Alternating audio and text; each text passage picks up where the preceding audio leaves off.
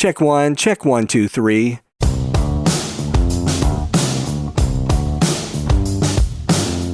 Hey everybody, it's Michael Helms, also known as Michael the Sound Guy, and this is the Location Sound Podcast.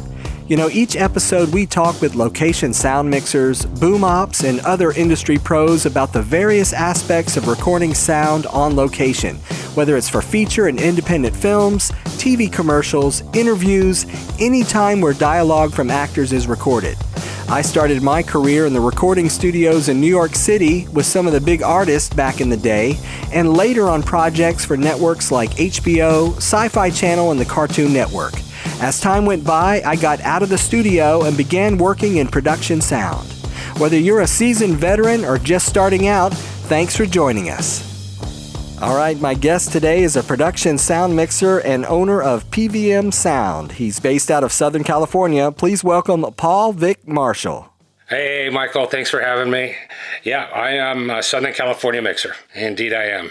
That's where I base all my operations. I live in Desert Hot Springs, which is 2 hours driving away from LA. It's right next to Palm Springs. A lot of you people know about Palm Springs. Well, Desert Hot Springs is the spa city. And I thought I was going to retire not long ago. And I bought a nice house in a spa city. But here I am, back in production. It's going on 5 years since I've been back, and I'm really happy. Well, Paul, what we normally do when we start the show off, we ask, what's in your audio kit? Just give us a rundown of your mixer, your recorder, preferred mics, and everything in between. Well, let's start out with the cart. So I have a PSC upright. It's a 3-shelf that I've modified. I took it all apart, put larger wheels on it, not pneumatic wheels. The wheels are solid rubber. I did that for one big reason. I shoot on a ranch presently, and we have 500 acres to play on. So the bigger tires, I think they're 22-inch rims and maybe about 3 inches wide of rubber, just solid rubber, a nice kind of modified wheel. And yeah, that seems to do the trick over the rugged territory that we shoot in. So I built up from there. Big tires, the cart had to be light. It had to be very quick to move between our camera trucks and our locations. I've gone extremely minimal on the cart. My recorder is the sound device is 688. I started in the 788 series and then went through 633, 688, and currently I'm really happy with the 688 I have now. It goes up to the track count that I can mix off of on my board. It's actually a control panel. The mixer's a 688. The control panel or board is Alia or Alia, depending on what coast you're on. It's a 1202, and it has 12 channels, and just a marvelous board. Great PNG faders, super smooth action on the faders, no grittiness that you get on a Yamaha board or a Mackie board or Midas board. So for that reason, I picked that. It's a little more expensive. They have one that's a little less expensive, but not PNG faders. But I went with this. On my radio mic setup, everything is wireless on my cart. So I don't hardline. I don't send my boom operators out in cables. Everything is wireless. The manufacturer that I use and I trust the most is Lectrosonics. Now, I use a wideband A and B venue rack, and what it is, it has receiving mods that you put into the rack. There's 6 mods per rack, so I have 12 mods for 12 radio mics, or whatever you like. You want plant mic, or so I have the capability of 12 wireless. And I tell you, we use it all the time. I'm on a show that requires us to wire every character, every scene, every day. And I need that capacity. We often use 3 boom operators. We have a 3-camera setup. It's really imperative if the cast is spread out when we're shooting. If it's really a lot of foreground and maybe a lot of background, we use that 3rd boom operator because the boom sounds so much better than the radio mic. Now, I'll be honest with you that the SM transmitters that we're using and the UM400 plug transmitters that we use for the boom operators sound wonderful. They sound wonderful with the COS-11 lavalier mics. Great combination. They complement my boom mics, which we're going into the microphones now. The COS-11 lavs we use with the SM transmitters. We use CMIT5s as our shotgun mics and MKH-50s as our cardioid mics. So most of the action that we do, I'd say 50-50. 50% of the shooting is outside, so we tend to use longer reaching microphones, directional microphones. They have a longer throw and pickup in their pattern. Cardioids are more heart-shaped and don't have the reach as the shotguns. So we use those cardioids mostly inside. But we do use them a lot, and I really love using them in car rigs. I have 3 MKH-50s. The 50 is great for plant mics in cars. You have a driver and a passenger. Put 2 plant mics down in the stairwell, or you can find someplace on the dashboard to put them. One in the back for your characters in the back. Super. And when they go into close-ups, we'll move them around and, we'll get them tight and the microphone will be perfectly placed. But those are my microphones. I have a listening system for my boom operators. I use the IFB systems. IFB-T1 is my transmitter, so it's pretty small. I have 3 receivers for my 3 boom operators, and for the general production, the director, script supervisor, the writers on the program, they all have Comtech 216 receivers. So I have a BSD-25 base station, which transmits out to the receivers, the Comtech receivers. I have 25 of those receivers. And, sometimes if it's a heavy day on a project, 25 isn't enough. So, boom poles, I don't own any boom poles other than some older model VDBs. They're shorty stuff, so if I have an over-the-shoulder interview that I have to do, I can run out with it. But my boom operators both have K-Tech boom poles. Principal boom operator uses an 18-foot K-Tech, and my secondary boom operator, he uses the 22-footer. He's the muscle man of the group. He can really pull it out 22 feet, and he's rock solid. So I should mention their names. Eddie Casares is my principal boom operator, number 1. Mike Sanchez is my second boom operator, utility. And when we use 3 boom operators, it's fun how we arrange that. We every week we have our own choices. So week 1, I get to choose whoever comes in to boom for us. Week 2, Eddie gets his choice. Week 3, Mike will choose his. So we can pay back to those who have helped us in the past. So you got boom operators, boom poles, headsets. I use, in fact, for this, I ran down to our local sound store, Location Sound in North Hollywood, and I bought these 7506s. I use the Sony 7506s. I like them because they're a little loose in the ears. I can hear when somebody's talking to me. If I go with some higher-end biodynamics or Sennheisers, they really pinch my head, and I can't hear if somebody's yelling at me on the side. And I don't like to mix with my ear off. I like to mix and hear everything that's coming in through the microphones. So I think my boom operators, they have earpieces that they use, so they don't have to wear the drivers on both sides like this. It's just they put 1 or 2 ears in. I don't like those personally. I did have some molded to my ears at one point in my career, and my ears would get tired.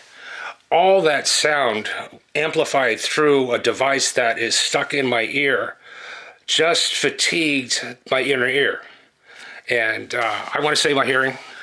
One of my little tricks of my trade, how I mix, is I mix or I record very hot, but I listen very low.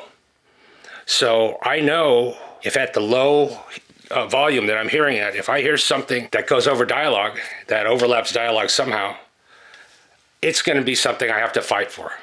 So, and the reason why I mix high is when it goes to post, they have to bring down my levels, which brings down the noise floor.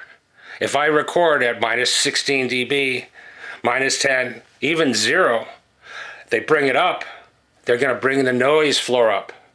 And the noise floor is ambient sound. It's like a refrigerator in the background or a putt-putt, little generator that somebody set up for production 500 feet away, but you could hear it in the background. Those are all consistent sounds, which is something that we could work with very easily in post, and we could notch it out. But one thing I do have that was very important in my location work is a pop-up tent. And the pop-up tent is basically, when I'm here in Southern California, it can get really hot. It can get extremely hot and blistering sun. So I get my pop-up over my gear. My cable man, my Sanchez second boom, has his own cart. It's a utility cart. And that utility cart has to go under that canopy as well, because he has batteries, he has transmitters, he has microphones, he has all sorts of types of sticky materials like butyl. It's a sticky substance that a lot of prop people use to stick things on tables. We use them to stick microphones on talent sometimes, or somewhere around we want to plant a mic. But he has all these types of tape, medical tape, transdermal tape. So it has to stay cool. If it's out in the sun, those things are going to melt. It's funny when you have a roll of tape with all your gaffer's tape. It's kind of cloth type tape, and you have paper tape, and you leave it out in the sun for a long time. It'll kind of melt out. The center will kind of move out, and it's rough to work with. So we like to have cover, and it also is for rain. We're getting a lot of rain this year, thank God. We had a lot of droughts in recent years, so we're happy about the rain, but you need coverage for that. And we shoot rain or shine. It takes place on a ranch, so it rains and it shines on a ranch. What's my chair? That's important. I tend to mix with my mixing board very low, so I don't have to lift my elbows. So I have a low chair. It's one of those folding, like Costco chairs. It costs $20-$30. I have a whole bunch of them, and basically, I like to keep my elbows lower than I am mixing. Because if I'm up higher on a chair and mixing down, it puts tension on my shoulders and my back.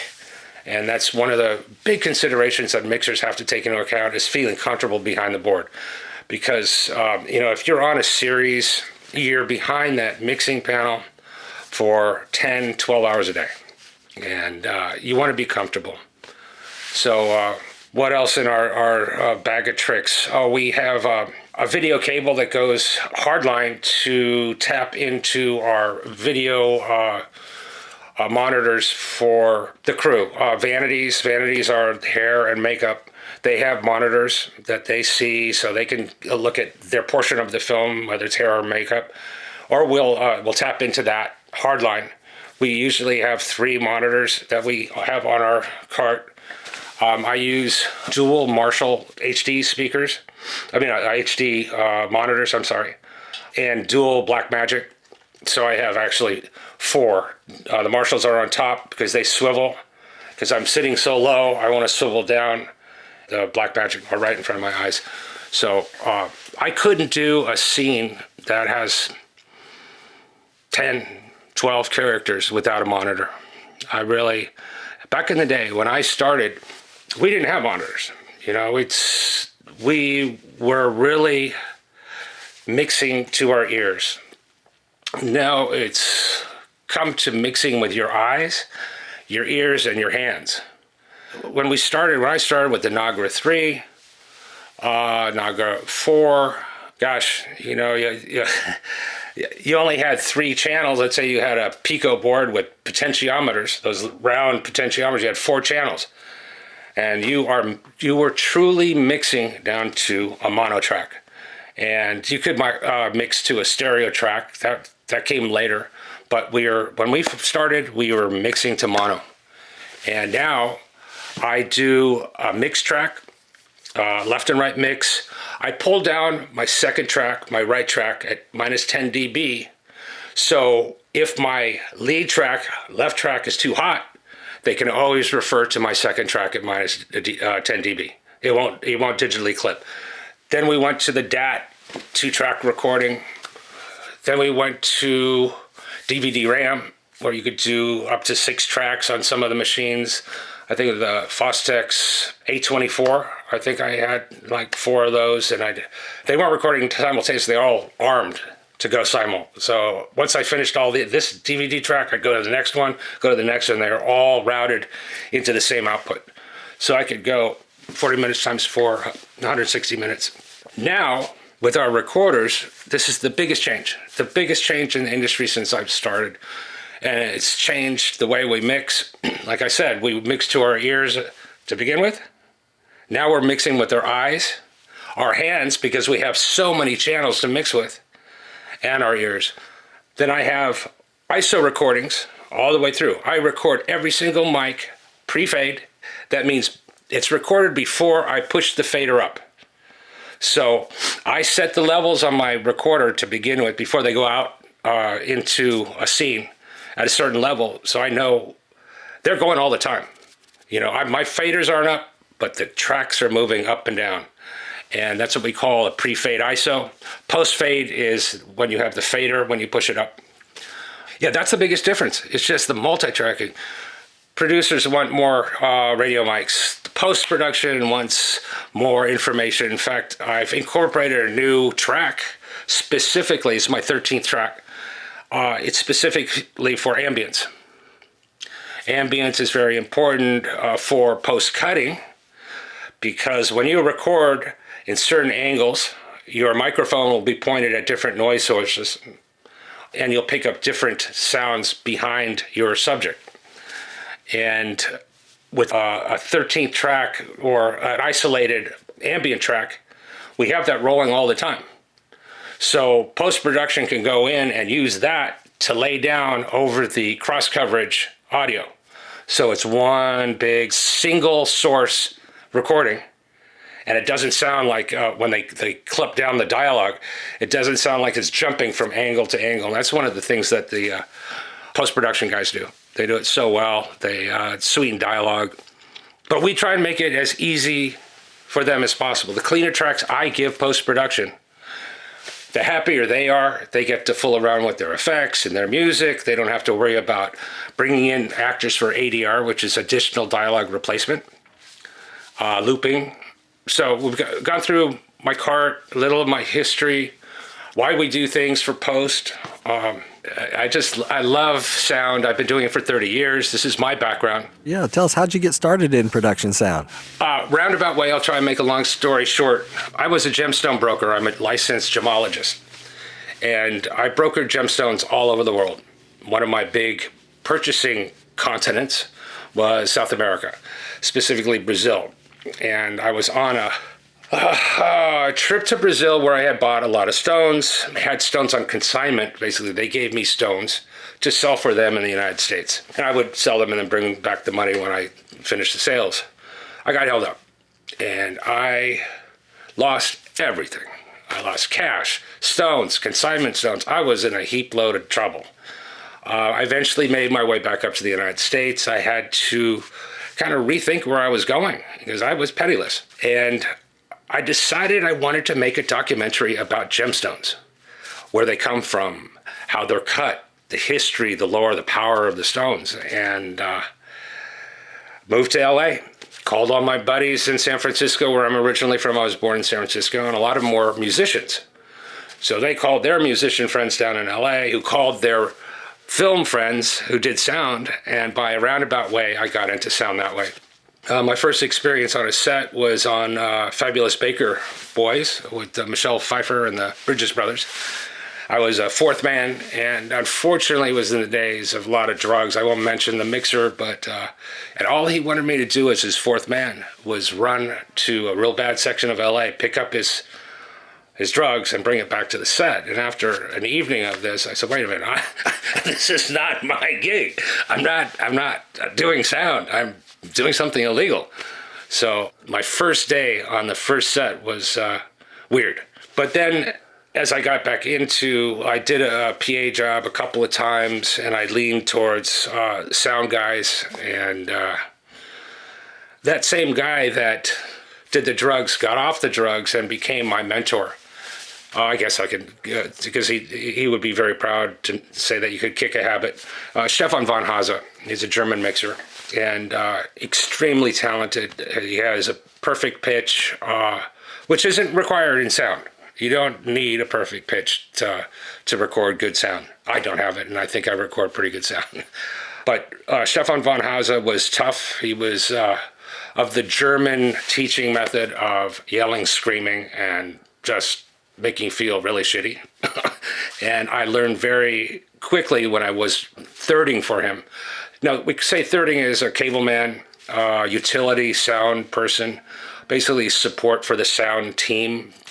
You have the mixers, the head of department, you have a boom operator or multiple boom operators, then you have a utility who also may swing as a boom.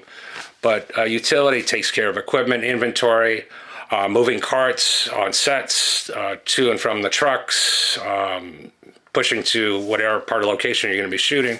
That's what a third does. And he rode me really hard. And he had this rule, 3 strikes, you're out. 3 strikes, you're out was if you made a mistake at the same thing 3 times, you were fired on the spot. So after making 2 mistakes on a lot of things, I had to literally stop myself and think before I did what I was going to do. You have a 100-foot run of an XLR, that's a 3-pin audio cable, and you have to attach it to a microphone on stage.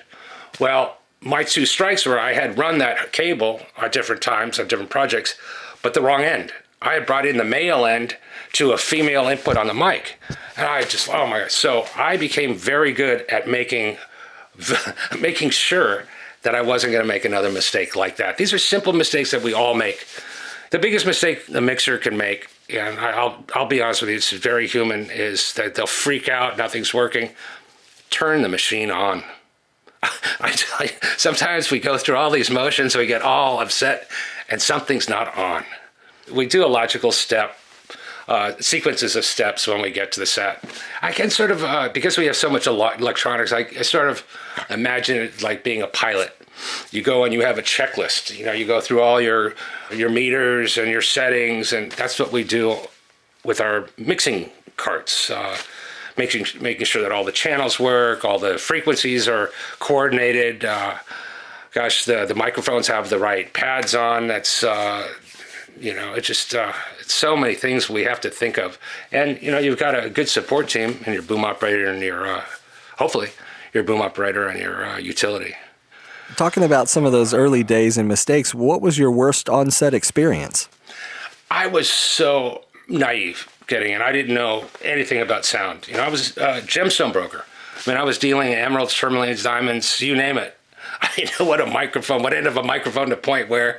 I learned very quickly. And one of the people that taught me early on was one of my truly great mentor, along with Stefan von Hase, was Mary Jo Davini. Mary Jo Davini is a really well-known mixer here on the West Coast. She's a phenomenal person as well as a great mixer. She's stayed the course. She's still mixing. She's in her 60s. So she has stuck with it, and she gave me chances. Just simple things, going out and booming with the microphone pointed up instead of down at talent. That's a common mistake. One of the mixers I boomed for, he used a Schoeps. And the Schoeps is a short, shotgun, it's a cardioid, and you had a blimp or a Zeppelin, as we'd say, a windjammer that went over it. And it was equal on both sides. It wasn't like the front was here, the front was over here or here. It was equal on both sides, so there was no marking on which way to point the microphone. And I was so nervous not getting into frame that I was shooting up at the stars while I should have been shooting down at the talent. And my mixer said, what do you think of that take? And I said, I don't know, what do you think? He said, I think you were pointing up in the air. I said, you're right. So we all make those mistakes, big mistakes. I was loading a reel-to-reel machine, a Nagra 4S-TC, a 4S stereo timecode machine. And in front of the recording head and playback heads is a little gate that you could pop up that would just keep any interference coming in onto your iron oxide tapes. So it's basically a security gate that something wouldn't come in and like a magnet or something that would degrade the iron on the tape. But I had loaded the machine where the tape was over the flap. So when the mixer was recorded on set, and this was in an Ed O'Neill film, Stefan, he went crazy. He says, "Oh, my machine isn't working." And he chased me around the set. I kid you not. And it was a huge converted warehouse. And he chased me around for 5 minutes, calling me an idiot, calling me stupid. And finally he calmed down and he told me what I did wrong. And I never did that again. So that was pretty big. The worst thing that could happen to a mixer, and it's happened to me, is not recording your material. Something in the workflow, the signal flow from microphone to recorder goes wrong, and it doesn't go down as a recording, whether it was back tape in the old days, or now solid state SD cards, CF cards. Now, channels going down, I would say a lot of it has to do with operator error, but it also has to do with this new technology and the built-in obsolescence of these new machines. They're making new machines every 6 months. Every 6 months to 8 months, a new machine comes out, and they're not always beta tested to what we do out in the field.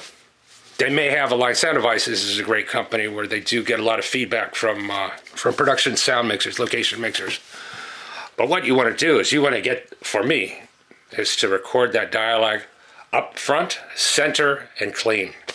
I don't care if it's a foot away, 10 feet away, you want to try and get as clean as possible. And that's our job. Well, you were nominated for an Emmy for Outstanding Production Sound Mixing, so tell us a little bit about that project. It was called the Jinx, The Lives and Deaths of Robert Durst. It was a trip. This is how Hollywood works here. You could get a call anytime to work on any project, and you may not even know what project you're working on. You know, you just get the call, be here at, Sony, Fox, Universal, Warner Brothers, we need somebody to fill in. And so you get the particulars over the shoulder. No, it's CART. This was an over the shoulder project that I got called on, the Jinx for HBO. And it was through a good friend of mine, Tim Hayes. And Tim Hayes was the co-nominee for the Emmy 2017 for the Jinx. And he had called me to replace him on this job. And it was a trip. The whole story was about this crazy murderer that was an aristocrat, very from high society, that got away with murdering his wives, and just, it was very bizarre how he went underground, became a female, and just intriguing, drawing in stuff. And I'm sitting down at a table. I don't know who he is. And I'm just like, "Hey, how you doing?" Shaking the guy's hand, putting on the lavalier. And somebody said, "Why are you so friendly with him?" I said, "I'm friendly with all my talent." And they said, "That guy's a murderer." So I learned what it was. We worked on it here in LA. All the LA portion of the sit-down interviews were done here in LA with Tim and myself. And I got a call from, let me do a little caveat to that. Part of the whole story of Robert Durst and his getting indicted for murder was the producer on the show was shooting in New York, and I guess had loved Robert and had let the love go in. He let him go into the bathroom, and it was a live love. And Robert, he admitted to murdering his wife in the bathroom, talking to the mirror. So that gave them premise, the FBI, whoever was the authorities to arrest him. And that started the process. I think he's in jail now. That was the thing. Everybody thought Tim and I were the mixers that left the love on, which is a real no-no. You don't want to record talent when they're off camera. They're doing their own personal thing. That's where I draw the line. That's personal. When you're in my space, it's professional. When you leave my space, I let them go do their thing, and they deserve the privacy. So this was so people are asking us, if we were the ones who left the mic on and it became a big thing in Hollywood. "Oh, Marshall, did Marshall do it? Did Hayes do it?" And I said, no, producer in New York. And It was fun, I have to say. We got nominated. We went to the Emmys, and HBO has a section of the Emmys. It's really cool. And I was sitting amongst my peers and my friends that I've known for years who got nominated as well. And it was a great experience. My wife was there with me, and my wife's from Thailand, and she dressed in a beautiful traditional Thai dress and outfit. And she looked spectacular, and I was in a tuxedo, and Tim was next to me with his date, and we didn't get called to go up and accept because we didn't win, but it was great. It was great. I'll never forget that experience. And there's a governor's ball, the governors of the academy. They have a big ball to celebrate everybody, and God, that was fancy. Good time. So, I was nominated. I've worked on nominated projects in the past, but not as principal mixer. I've worked on Academy Award-winning projects, but not as principal mixer. I've done a lot of stuff. I've done anything from documentaries. Let's say anything that has to do with location sound, I've done everything except big live band recordings. Not that I couldn't do it. It's all signal flow. The mics are there. They go through to my recording and my mixing stations, and I set levels.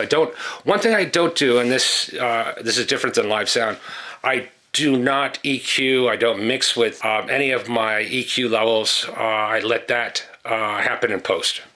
Because once you start to take out certain frequencies out in the field, you can't put them back in.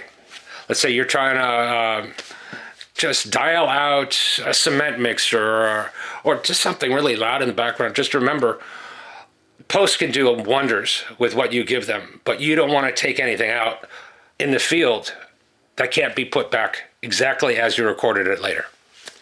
And usually the post guys, they can either notch it out. The Isotope RX-7 is a phenomenal machine. Cedars, you name it. There's some great programs, great boards out there. It's great for a production mixer to know what happens in post. Know what you can get away with in terms of your noise floor. I've talked about that before. Noise floor, extraneous sounds coming in, what can and can't be worked with in post. A lot of things can be these days, but it's nice to give the post guys clean tracks because they get to fool around with their music and their effects later, and everybody's happy. Now, I know a lot of mixers like to flip on the low-cut switch, either on the mic or the mixer. What do you think about that? Exception. That's an exception. Like on this 50 that I'm using to do a double recording, I have a low-cut filter on it. Low-cut filters on microphones, you can engage them. They're so subtle. When you go into your 10 dB pads on your microphones, I don't usually use it. I can handle that at the board off of my trim gain. You have your master gain, that's for your left and right output. Then you have your gain trims above all your channels. Not so much on my board because it's a control panel. I have to go up to the actual recorder. And I do it from that end, the trim gain end. If I have super high volume. And really, the post guys want to get the natural sound that you've gotten in post. Unless you're a small band. If you're a small one-man band, you're doing field recording, you're doing your post, you know what you can get away with. So by all means, EQ it out to your heart's content out in the field because you're going to be working with it. You know what sounds good to you. And ultimately, a successful mixer is somebody who believes that what they hear sounds good. A successful mixer is one who can listen to and stand by a recording that is good sound and that is accepted by your peers and the workflow that comes after location recording. I work with hundreds of mixers. I work with hundreds of boom operators. We all have our good points and our bad points. And by the time, this is my 30th year in the business, by the time you're 30, you should have a pretty good idea what you like and what you dislike because of all your experiences in the past. So that's where I am. I'm very comfortable. I think I've never felt more comfortable mixing in my life. We had talked a little bit before we started recording, but you have also developed some audio products. So tell us a little bit about those. Well, I have to give my a lot of the credit to my ex-wife, Aletha Rogers. She's part of Cinema Audio Society for years. She brought me in as a member of C.A.S., and I eventually was on the board for, I think, 9 years in the board of directors of C.A.S. But Aletha was a special mixer. She had perfect pitch, and she was a great mixer, and she had a lot of free time on a series that she was working on. And she came up with this design for the barrel stand. And I kind of supported her. It was under the guises of Rogers and Marshall Sound back in the day, Aletha Rogers and my last name Marshall. And we pursued a patent on it. After 6 arguments with the patent office, it was accepted as a microphone mounting device. Yeah, that was hard. You know, anybody who pursues a patent it's a long, lengthy, and expensive process. I think we spent more on the patent process than we did on the actual material and finished product. We eventually it was an even trade at the end, what we made.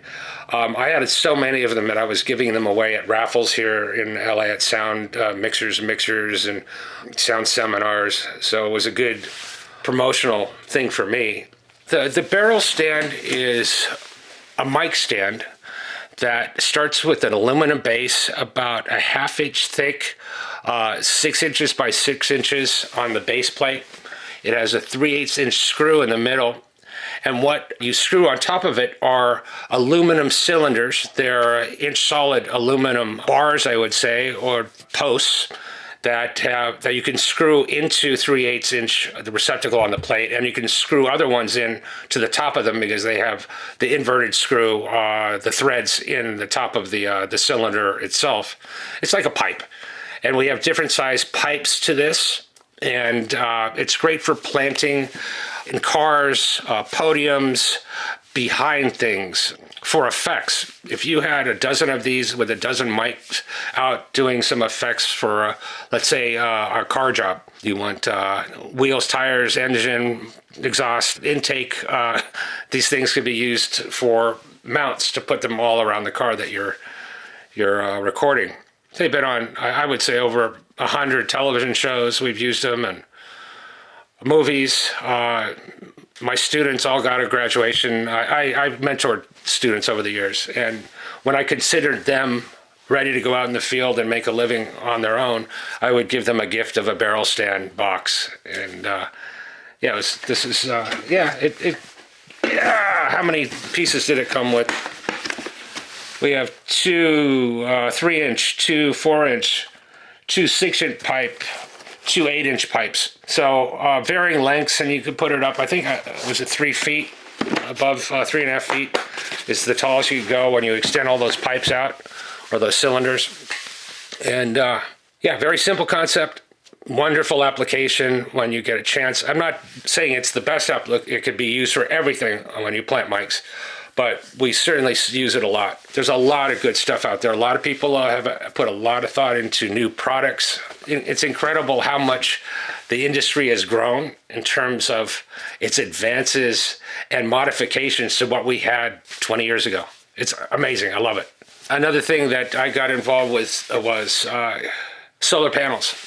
You know, it happened on a set where I was doing commercials. For 10 years, I did A-list commercials here in LA, and the commercial world was pushing for green products to incorporate in on their sets. So I came up with this idea of getting a green generator, basically a solar panel that generated electricity to put into a big battery in a box and an inverter. And the inverter would run a charging station, basically for laptops, phones, and whatnot. We started out with that kind of grand concept. And they were big. They were huge. They were heavy, because to run a lot of devices off of a battery, back in the day, we just had lead-sealed acid batteries, and lithiums weren't even known at that point.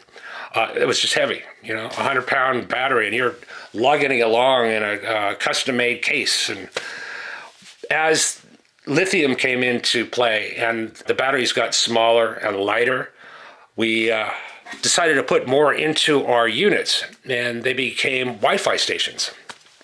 So we became production Wi-Fi for the commercial industry and television.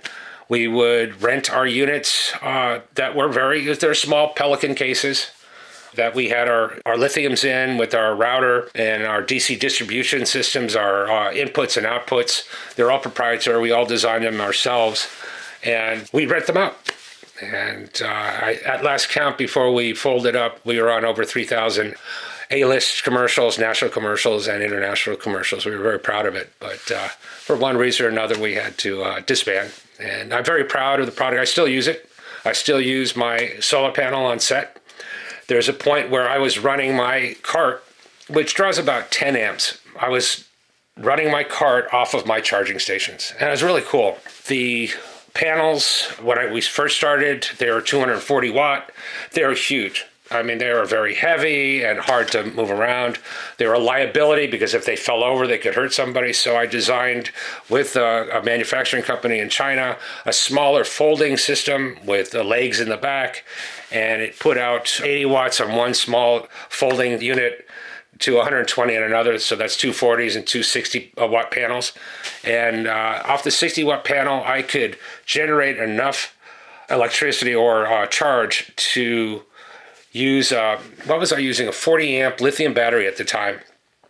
And I could run a 10 amp cart all day long, as long as the panels were pointed at the sun.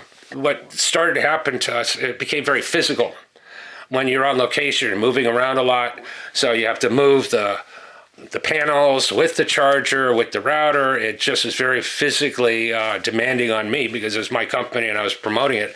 But at the same time, I'm mixing, Pepsi commercial or, who knows? So it became a secondary thing for me, and I had others working that angle and selling the product. But I'm very proud of it. I came up with the concept. This is with all the products that we try and work on. If you come up with a concept, you go through all the testing of that concept in a physical unit, and it comes out where it works. That is like writing a script for me. It's like finishing a movie as a director. Is going through concept to delivery of something that you dreamed of. And that's what we did with our Wi-Fi solar charging stations. And that was sort of like with the barrel stand, but not as exciting. Oh, that's great. Well, out of all the projects you've worked on over the years, what's been your favorite? That's a hard question because I have favorites in different formats. I had a great experience working with Spielberg on documentaries for the Shoah Foundation. One of his Shoah projects got an Academy Award, which I worked on, which was great. That was very fulfilling.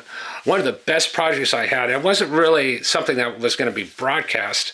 It was testing for Avatar, doing all the audio, visual tests before they came in with the new crew. And we spent 2 years doing audio recognition, just audio tests with potential actors that were going to be in the movie. So they would go through conference vowels, they'd read through material, basically get all this information on delivery and how their mouths delivered what they were reading or what they were saying, what their pronunciation. So that was fun. And the funnest part was we had a virtual set. What was it called? It was over in like Marina Del Rey area. It was old Hughes hangar where they used to have the big Hughes airplanes in there. And Lightning 880, I think, was the name of the pre-company before it became Avatar. And we got to work on the virtual sets. And this is a whole new concept that James Cameron came up with, all these real-time virtual sets where his camera could change angles, heights, and depths of field just on command, and it would go real-time into characters on the screen. And he was doing the visual part, we were doing the audio part, so when people would talk, it would render at the same time as it was being real-time rendering. At the same time, he was changing angle, with this cool stereo virtual camera. It was fantastic. And one day, we had some special guests. Peter Jackson came in, and Steven Spielberg came in. And so I mixed testing for Tintin for a week with the 3 highest grossing directors of all time. I'm working with James Cameron, Peter Jackson, Spielberg. They're all wonderful guys when they aren't under the gun. I mean, that's all. They're dads. They're human beings. But once you put $300 million behind a project, they change. Because I work with Spielberg on other projects, and he's a serious character. He is one wonderful filmmaker. But you have to be just as good as he is to be in his little group. And luckily, I did my part, and I enjoyed our collaborations on what we did. And yeah, I worked on some great stuff. I worked on some really hard stuff. I did a lot of overseas shooting. I shot in India, South Korea, Philippines, Thailand, Myanmar. I've shot in South America. I've shot in Europe. I've shot everywhere. That was one thing as a young mixer. I just got a kick of traveling. And I got a reputation as being the cool guy in the Near East, the Far East, to go do their projects. So a lot of stories. A lot. Good stories. The worst and most difficult mixing day of my life was the first day of shooting on a shoot called Oba, The Last Warrior. It was about a Japanese officer that was on an island in the Pacific that refused to surrender after the war, even though the Marines were going around and helping people adjust to their new lives. So there's one guy with a bunch of other Japanese didn't surrender because they weren't ordered to. And they were shooting at Marines all over this island, and it was the chase after this guy named Oba. So it was a Japanese production, shot in Thailand with an American second unit crew for the English portion of the movie. First day, I get to set, I just get to the road going to set. And there are so many trucks. I've never seen so many. I've been on some big shows. And these trucks, production trucks, must have gone for a mile. And I was going, wow, this is a trip. So I get in, and they've got these circus tents with all the extras and all the actors. I mean, huge circus tents. And I just go, holy smokes, what did we get ourselves into? And then, they're yelling, American crew, get ready, get ready. And so we got out there, started shooting. It was 108 degrees, maybe about 87% humidity. It was almost raining. The special effects people were burning tires for smoke effects. Horses were falling down because they were dehydrated. People are crying because they were getting stuff in their eyes. I couldn't move my cart because I didn't anticipate sand. So the Japanese crew, the sound crew, and my crew were carrying my cart from here to there, all over. And I had, in my headsets, I had English, Thai, Japanese being yelled at one time. And I was so exhausted just hearing these three languages screaming for hours on end. I look around and I'm seeing cameras pointed at me. It was just, they had so many cameras, so many crews that they were doing little pickups, little cutaways, but you'd see a camera pointing in your direction and you go, this is nuts. But we survived it. I went through a typhoon there, lost all my board. I lost all my, I lost my Cooper board. I lost, I think, my Comtech system in a typhoon. They had not provided me with shelter, and I got hit I had plastic over the cart, but the typhoon came in at an angle where rain was coming horizontally into my cart and blew. It was so strong, it just blew all the plastic off. So I ended up mixing that entire feature after the first 2 weeks off of my 688, or it was a 788. I mixed off the knobs because my Cooper board was gone. And I'm very proud of that. I did extremely well. We have minimal dialogue replacement. I think 97% of the recordings that we did in English were all usable. And they had to come over because of the typhoon. We lost a lot of the dialogue during that because everything went down. So they had to do some looping for that, but that was a very minimal section. But yeah, I shot in Korea, and I was guaranteed boom operators, 2 of them that spoke English fluently. I get to the set. Holy smokes. The 2 boom operators ended up being mixers, good with good resumes for the Korean market, but they didn't speak English. I couldn't pronounce their names. So we came up with this. I said, what would you like me to call you guys? And they said, Tom and Jerry. So it became Tom and Jerry and Paul. And they were the sound team in Korea. And I was there for a month and a half, and that was tough. Philippines and other things. They gave me some boom operators that had done it, sort of. They were grips, but had held boom poles before. But that let the games begin. You go abroad and you agree to the project. You use what you have and you use your experience to try to get the best sound with what tools you're given. Well, if you could offer some advice to up-and-coming location production sound mixers, what would you tell them? I would say mix with your ears. Don't rely on just pre-fade recordings. If you want to get a good final product, learn what is good sound and what is bad sound. Your ears are your most important tools in this whole process. Know your equipment.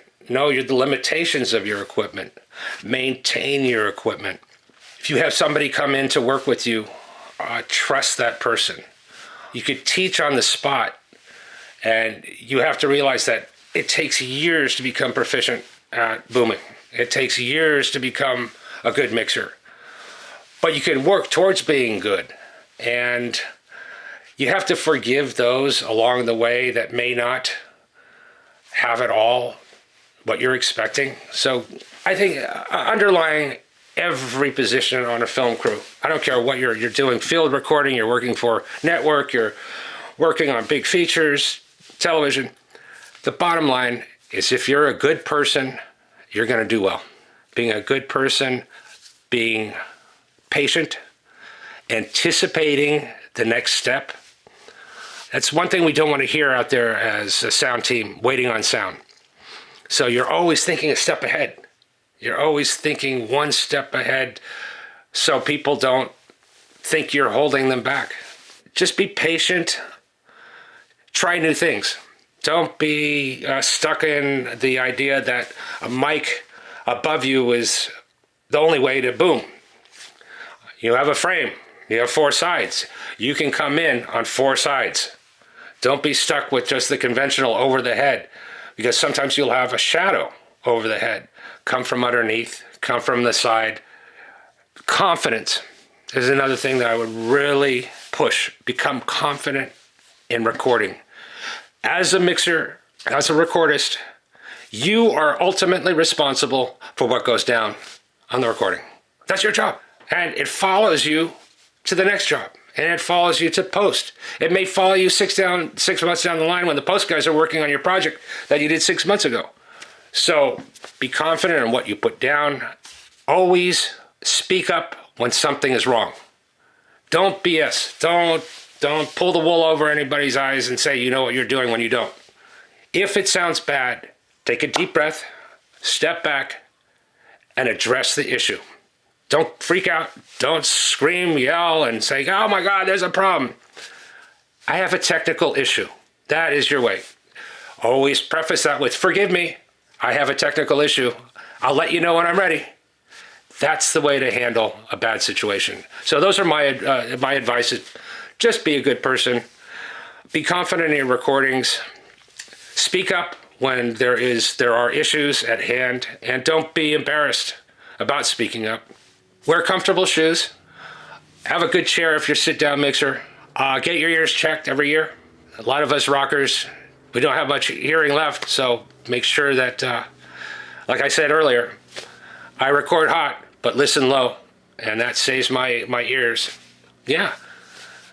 I mean, I could go on. I've got so many stories, Michael. I could make it a 6-part series. I've got my Indian experience. I've written several articles about it. We got shut down because one of our art department guys was told to get the biggest book in Arabic as he could, and he was a small fellow from the south of India, and he got the biggest book in Arabic he could, and he was supposed to tear the pages out, dipping them in tea to make these Arabic pages look old, like a book of spells for Jason Connery. He was our wizard in India. And so this little guy, dutifully dipping in tea, drying out the pages on this Buddhist temple, the steps of this beautiful Buddhist temple, and a rickshaw driver comes putting up. It's a 3-wheeled motorcycle type rig. And he goes up really, oh, what are you doing? What are you doing? All in Hindi or whatever. And the guy said, I'm making the pages look older. He goes, but that's the Quran. You're tearing up the Holy Quran. Oh my God. He got back to his imam and people stormed the set. We had rocks thrown at us. We barely escaped with our lives. We went back to the hotel. The National Guard was brought in to keep the mobs from getting to us in the hotel because we had desecrated the Quran. The police were in the hotel looking for the production designer who ordered this, but the production designer was jumping from balcony to balcony around this hotel, avoiding the police. The police got fed up. They went into the production office, arrested the international director, my friend Duchamp Jerzy. And Duchamp is now passed. He's been passed for 2 years, but wonderful man. And the executive producer in jail. We went to the back of the hotel to be picked up by vans to fly us to another state. Now, mind you, this was a Muslim state we were in. We had to go to a non-Muslim state because things were pretty tender. Sentiments were hurt. And we ended up in a Russian cargo plane, entering through the back of the Tupolev airplane, I think it was. And my DAT machine at the time was in a case that they missed on the loading dock, and it fell down from the top of the plane entrance down below, and that was my DAT. It was a Fostex PD4. I had a Nagra backup, which we ended up using for the rest of the shoot, but man, we were down for 2 weeks while our producer and director were in jail. We didn't know what was happening. They eventually were released. A deal was made where 2 production assistants, PAs, took the place of our producer and our director in jail to ensure that they would come back for the hearing. They got back to the hotel in another state. We carried on, but things were downhill from there. But the PAs were let go the day of switching places. You can't jail a person that hasn't done a crime. So, yeah, just unbelievable stories and far out lands. And yeah, we'll definitely have to talk some more. I love these. This is some amazing experiences you've had over the years. But if any of our listeners wanted to reach out and talk to you more about things, what's the best way for people to connect with you? You can email me at Paul Vik, V as in Victor, IK 27, paulvik27 at gmail.com. That's my personal email, and I'd be happy to talk to anybody. Please forgive if I don't reply promptly. A lot of times we're on set. I work on a ranch with no signal for cell or for Wi-Fi. So I will get back to you, but it may not be the next day. Well, Michael, it's been a pleasure. It's been a great time. I got to hear a lot of things I haven't thought about from my own mouth. It's been great. That's what it's all about. Yeah. Well, I hope some of the stuff that I've talked about resonates with some mixers. It's an exciting industry. It's very physically and mentally demanding. I've been hurt a lot. I've done so many extreme things in this industry. Let's put it this way. I've had, since I started this industry, I've had 26 operations. I've done some crazy things in some crazy places that I've only touched the tip of the iceberg. Over the shoulder guys, use back brace or chest brace, please. When I started out, I had 25 pounds in front of me with the Nagra. There were 12-volt batteries, a couple of old Vega Dynex 2 receivers that just weighed so much, and I hurt my back, my arms, my shoulders. I've had 16 operations on my knees, 8 on each, 2 total knee replacements on each knee. You know, it's rough, but I'm in a place right now where I'm sitting down all the time, and I love it. You can do it the rough way. You can do documentary work, and what everybody's doing now is the reality world. And I've seen too many friends hurt themselves in reality world. Please pace yourself out there. You reality world mixers. And I want to see more women in the field. I think it's time. I was fortunate just today I bumped into a very dear friend, Lori Dovey, who is a mixer who was out of the business for a long time, who just came back, like myself. I was out for about 4 years because of injury. I hurt myself on a set, and I had spine surgery, 8 wrist surgeries, 2 knee replacements, and I bit my tongue on the fall. I fell off of a deck on set. That's why I lived down near Palm Springs. I thought I was retired. And my wife, who was my boom operator and cable lady for a while, she's also a physical therapist, a massage therapist, and she brought me back where I couldn't qualify for permanent disability. So I thank her for bringing me back to mix again. And, for all those who have been in and out of the business, you can always start at zero.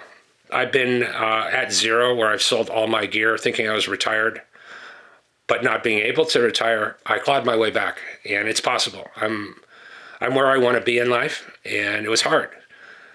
Working low budget, minimum wage, mixing jobs, webisodes, but you work your way up. You get your name out there. Stick with it. That's what I say. It's a good profession. I love what I do. Well, we appreciate you spending time with us today, and I just want to say thanks to Paul Vik Marshall. Reach out to him, guys. Thanks, Michael. It's been a pleasure. Hope to talk to you soon. And I'd like to say thanks to everyone for listening.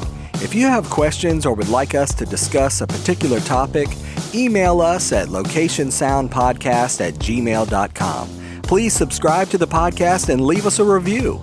We're available on Apple Podcast, Google Podcast, Spotify, Pandora, iHeartRadio, Stitcher, and on your favorite podcast app. Until next time, remember, sound is half the picture.